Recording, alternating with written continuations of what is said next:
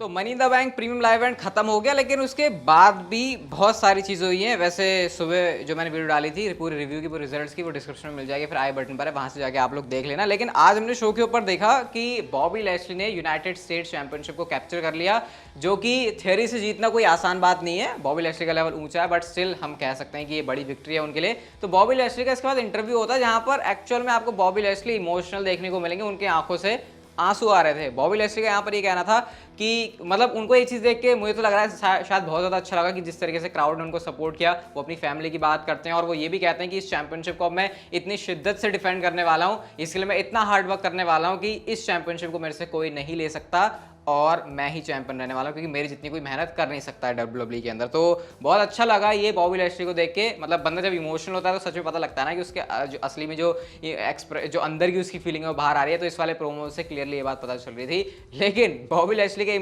Emotions अगर यहाँ थे तो लिम मॉर्गन के शायद मेरे कैमरे से भी पार जा रहे हैं उतने थे। और अगर आप सख्त लौंडे हो तो आप पिघल जाओगे, ठीक है, इस चीज़ को देख के, इस वीडियो को देख। मैं सख्त लौंडा हूँ तो मैं पिघला नहीं, ठीक है।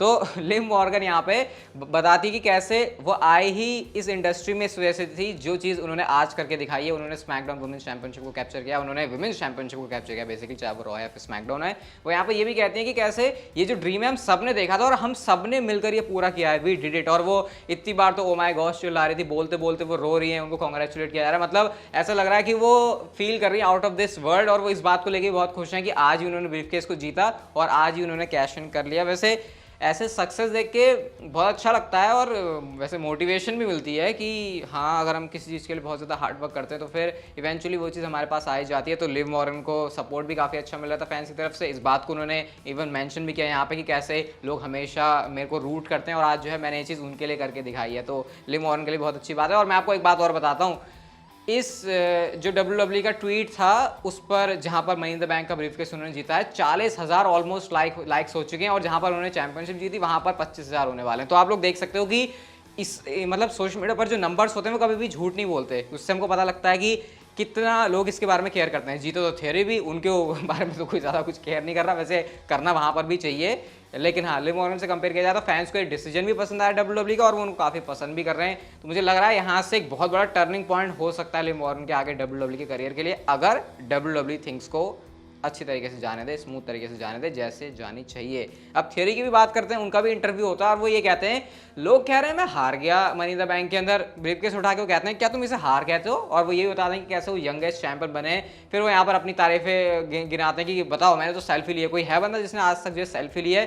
फिर वो एक बात और मेंशन करते हैं जो कि इनडायरेक्टली कहो डायरेक्टली कहो रोमन रेंज के लिए थी। वो कहते हैं इस चीज़ से क्या होता है ना तुम्हें पता है, अब वो लेकिन वो अभी मैं स्पॉइल नहीं करना चाहता। तो थियरी ने यहाँ पर अभी से रोमन रेंज के ऊपर एक कैसे उनको एक मैसेज भी दे दिया है। वैसे ये इंटरेस्टिंग रहेगा बहुत देखना कि थियरी वो बंदा जिसको इतना तगड़ा पुश मिल रहा है और रोमन रेंज जो कि ऑलरेडी इतने टाइम से पुश के ऊपर है, उसका तो भाई अलग ही ट्राइबल चीफ वाला गेमिंग चल रहा है। तो अब सिचुएशन क्या होती है डब्ल्यूडब्ल्यूई के सामने, क्या डब्ल्यूडब्ल्यूई यहाँ पर स्टोरी लाइन जो है वो प्ले करती है, तो उसको देखने में मजा आएगा। बाकी थियरी भी कॉन्फिडेंट बंदे इस समय, अभी उनके पास जो ब्रीफकेस आ गया है, लुटी चैंपियनशिप कोई बात नहीं, कभी कभी कहते हैं ना कि कुछ बुरा होता है अच्छे के लिए। तो आई थिंक थियरी के केस में आज मनी इन द बैंक के अंदर वो चीज़ एकदम फिट साबित हुई है। आज मनी इन द बैंक के अंदर एक प्रोमो भी देखा था जिसको मैंने सुबह वाली वीडियो के अंदर जानबूझ के डिस्कस नहीं किया, मैं अभी इसको अच्छे से करना चाहता था। एक विनियट था जहां पर लग रहा है उसको देख के कि शायद ब्रे वायट हैं, फिर कुछ चीज़ों को देखकर लग रहा है कि वो एज हैं। इंटरनेट पर स्पेकुलेशन तो किस किस की चल रही है, जेफ हार्डी के आर्म बैंड्स वहाँ पर दिखाई दे रहे हैं, बबा रे डडली के यहाँ पर टेप्ड ग्लासेस हैं, फिर यहाँ पे एडी गुरेरो का वो जो नंबर प्लेट लिखी हुई थी उसके ऊपर जो चीज़ें लिखी हुई हैं लैटिनो हीट, उसको भी उस रेफरेंस से जोड़ा जा रहा है। फिर कह रहे हैं कि ये जो अपोनेंट्स है ये एज के रह चुके हैं पास में, इसीलिए ये जो बंदा है वो एज है। इवन जब विनियट चला था तो लोगों को लग रहा था कि हाँ भैया आज तो हो गया कोई बड़ा रिटर्न शो के ऊपर, हालांकि वो चीज़ नहीं हुई। इवन रेसल वोड्स ये भी कहता है कि वो जो विनियट है उसको लेकर ज़्यादा ओवर एक्साइटेड नहीं होना है, तुम्हें जरा इसको ठंडे तरीके से लो, आराम से लो। तो अभी तो कंफ्यूजन ही है कि वो चीज़ किस बारे में है, लेकिन आप किसी एक ऐसे कंक्लूजन पर नहीं आ सकते कि ये चीज़ ब्रे वाइट के लिए या फिर एज के लिए। मुझे लगता है भी एक दो चीज़ें अगर डब्ल्यूडब्ल्यूई और विनियट ऐसे दिखाती है तो शायद फिर हम इसके ऊपर कुछ कह सकते हैं। और सबसे नोट करने वाली बात यह कि डब्ल्यूडब्ल्यूई ने इस विनियट को प्रीमियम लाइव इवेंट के अंदर चलाया है, तो आप मान सकते हो कि डब्ल्यूडब्ल्यूई का कुछ बड़ा प्रोजेक्ट है और आने वाले टाइम में इसका जो है डब्ल्यूडब्ल्यूई के प्रोडक्ट पर स्टोरी लाइन में बहुत बड़ा इंपैक्ट पड़ सकता है। मिस्ट्री सी है ये। वैसे रिसेंट टाइम में जो मिस्ट्री वाली डब्ल्यूडब्ल्यूई चीज़ें करती है वो उसकी मिस्ट्री तो आपको पता है किस तरीके से फेल होती है, बट अब देखते हैं क्या सीन बनता है इस वाले विनेट से और कौन वो सुपरस्टार निकल के आता है, मुझे कुछ और पता चलेगा तो आपके साथ डेफिनेटली मैं चैनल पर शेयर कर दूंगा। अब मनी इन द बैंक के बाद सीधा के सीधा जो पूरी मैकमैन फैमिली है वो पहुंच जाती है UFC 276 देखने। अब आपको पता है जो मनी इन द बैंक है वो लास वेगास के अंदर हो रही थी, तो वहीं से कुछ मिनट्स की दूरी पर टी मोबाइल एरेना करके शायद कोई जगह है, वहां पर UFC का इवेंट चला था। तो सारे के सारे जो आप देख सकते हो यहाँ पर बंदे हैं, Vince McMahon, Stephanie McMahon, triple H और साथ में पैट मैकेफी, ये जो है उस वाले इवेंट को अटेंड करने चले गए। वैसे अगर बिजनेस के हिसाब से देखा जाए तो गलत नहीं है कि तुम्हारा शो खत्म हुआ और तुम उस शो के अंदर जा रहे हो, भले ही वो बाद में था, लेकिन जो भी है बट हाँ UFC और WWE के रिलेशन अच्छे हैं, वैसे इनके बात बन जाती है आपस में, तो ये कुछ स्पेशल चीज़ लगी मुझे, कुछ अलग सी लगी कि भैया अपना काम वाम निपटाने के बाद अब थोड़ा बारी एंटरटेनमेंट की हो रही थी। मनी इन द बैंक के अंदर एक थोड़ा सा कॉन्ट्रोवर्शियल एंडिंग वाला स्पॉट भी हम लोगों ने देखा, जो कि ऊसोस एंड स्ट्रीट प्रॉफिट्स का था, जहां पर हर किसी ने, हम लोगों ने क्लियरली देखा कि वो जो शोल्डर है वो उठे हुए थे जब पिन हुआ था ऊसो की तरफ से। तो क्या ये एक्चुअल में कॉन्ट्रोवर्शियल एंड है या फिर WWE इसको भूल जाएगी? तो WWE शायद उसको नहीं भूलने वाली, क्योंकि WWE ने पर्टिकुलरली इसी वाली चीज़ को लेकर एक ट्वीट किया हुआ है, जहां पर उन्होंने सर्कल करके दिखाया कि हाँ भैया देखो ये जो है कंट्रोवर्शियल स्पॉट था। इवन ये चीज़ हमने मनी इन द बैंक के उसमें भी देखी थी, WWE ऐसे हाईलाइट करके दिखा रही थी। तो ऐसा नहीं है कि WWE अगर ये ऐसे बॉच होता तो WWE दिखाती नहीं हाईलाइट करके, तो शायद इससे WWE कोई स्टोर लाइन बनाने का सोचती और फिर से ऊसोस एंड स्ट्रीट प्रॉफिट्स का मैच होगा। तो अब मैं क्या ही बोलूँ इसके बारे में, मैं ऑलरेडी बोल चुका हूँ बहुत कुछ इसकी, भले ही मैच अच्छा था but that does not mean कि बार बार वही चीज़ घुमा फिरा के तुम दिखाते जाओ। अब मेरा तो इसके बारे में यही थॉट है। आज का मैच ठीक है, बहुत ही अलग ही लेवल का था, बट स्टिल अब ये स्टोरी लाइन शायद लग रहा है फिर से कंटिन्यू होगी और अब देखते हैं फिर आगे क्या सीन बनता है। मनी इन द बैंक के बाद WWE ने समर स्लैम के लिए पैट मैकेफी और हैप्पी कॉर्बिन के मैच को अनाउंस कर दिया, लेकिन ये सिर्फ इस वजह से नहीं था कि WWE ने ऐसे मुंह उठा के सिर्फ मैच अनाउंस कर दिया, बल्कि मनी इन द बैंक के ऑफ एयर जाने के बाद WWE ने एक एक्सक्लूसिव फुटेज निकाली है, जहां पर पैट मैकेफी के आकर ऊपर अटैक करते हैं बैरन कॉर्बिन, हैप्पी कॉर्बिन, और उन्होंने रिंग साइड के ऊपर अपना फिनिशर एंड ऑफ डेज भी लगाया और उसके बाद WWE ने जो है इस मैच को ऑफिशियल भी कर दिया। यानी कि पिटाई सुताई होने के बाद आराम से पैट मैकेफी UFC के इवेंट को अटेंड करने गए, उसको देखने गए। तो ये अलग ही जलवे हैं पैट मैकेफी के। तो अब जो मैच है वो समर स्लैम के लिए ऑफिशियल हो गया है और क्राउड वहां पर जबरदस्त तरीके से बू कर रहा था कॉर्बिन को जब उन्होंने अपना फिनिशर हिट किया था। तो ये मैच जो है पता ही था हमको ऑफिशियल होना, और WWE ने ऐसे स्टोरी लाइन में घुसेड़ के इसको ऑफिशियल भी कर दिया।